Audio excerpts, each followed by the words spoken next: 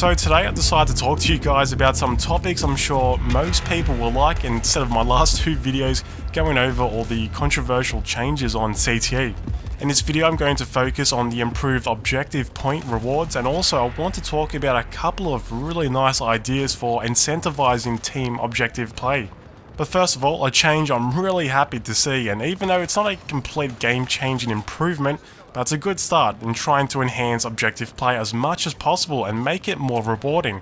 In the last CTE patch, Dxtory increased the points you gain from doing objectives. So for example here, capturing a flag in Conquest Large, normally in retail BF4 you gain 150 points for a full capture, but as you can see on CTE, it's 400 points.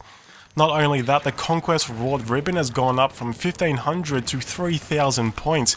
In fact, most of the ribbons have been doubled from 1500 to 3000 points. I'll pop a picture on screen here with all the new values across the most played game modes in BF4.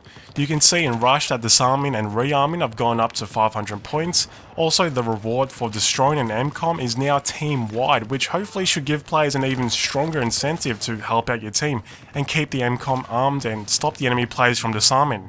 But going back to Conquest, seeing as it's the bread and butter of the Battlefield franchise, I'm really excited that it's received some improvements. I mean, 150 points as a reward for capturing a flag is just way too low, and it's always been something many people have wanted to change. The only slight issue I can see with this reward system is once you cap a flag and move on to another flag, if an enemy player starts to burn the capture point you previously moved on from, you may as well wait until he fully caps it so you can get the neutralize and the 400 point capture bonus. Maybe what Dxtory can experiment with is adding in a similar bonus for defending the flag. So for example, after taking the C flag here in the jungle map, if an enemy player comes along and burns a flag back down to 50%, if I manage to kill him and then fully recap the flag again, that should reward me with a defender bonus, maybe around 200 points, so basically half of the 400 bonus for a full capture. And while on the topic of making objective play more rewarding, I want to put forward a tripled layer objective radius concept.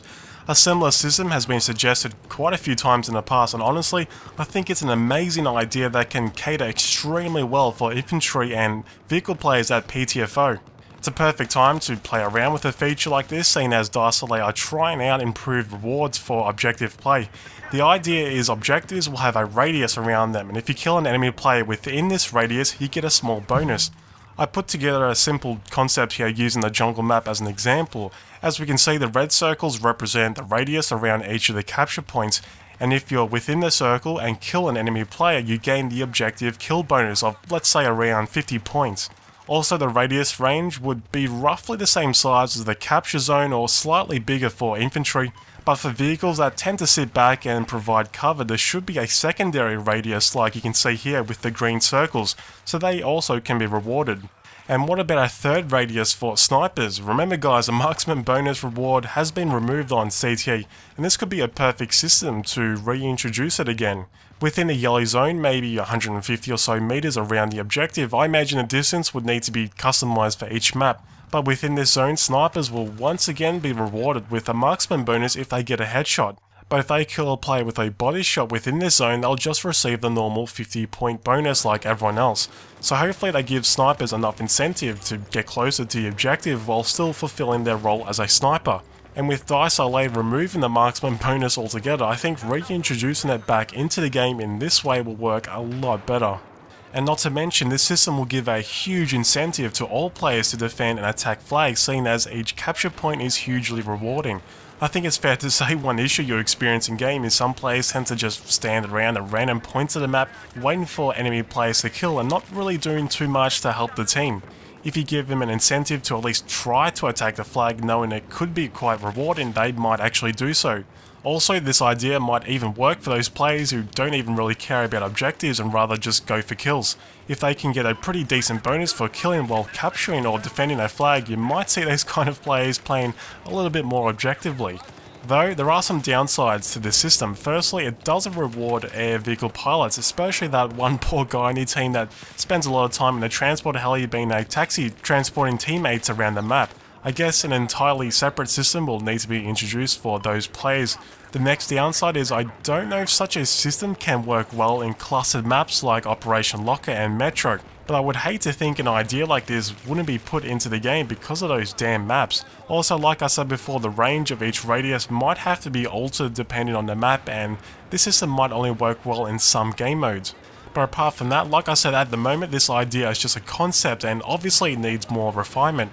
But I'd love to hear what everyone has to say about it, if it's a good or bad idea for the game, or if you have any good suggestions, leave an answer down below. There's another idea I want to talk to you guys about. This concept David Sirland himself actually spoke about last year during an interview before the extended support for the game was announced. He talked about a somewhat simple bonus point reward feature in the form of a bucket system. Basically, the idea is all your objective based points go into a bucket, so to speak, and if you stay on the same team for the entire round and if you win the game, whatever amount of objective based points you've accumulated in your bucket, it will be doubled as a reward for winning the game. I know it won't magically make everyone start playing more objectively, but I think it's a damn good feature to have, seen as it not only once again rewards objective play, but it gives people a huge incentive to stay on the same team and try to win the game. If this concept goes into CTE, I imagine one of the rules would need to be if you do switch teams, then you lose your privilege to get the bonus at the end of the round. But I guess that's an area that can be refined. Also, I would like to see the potential bonus point reward be seen in game to give you a constant incentive to keep trying to push objectives and win the game. And seeing as Dxtory apparently now have a UI guy working for them, I'm kind of hoping this whole objective bonus point idea will be something we may see as a prototype in CTE. If you guys agree or disagree with this system, like before, make sure to leave a comment down below. If enough people like the idea, I'll make a post about it on the CTE subreddit so other people can see it. And who knows, maybe a DICE developer will like the idea and make it a concept in CTE if enough people want it. But anyway guys, that's it for today's video. Remember to make sure to leave your thoughts down below. Thanks for watching, and I'll see you in the next video.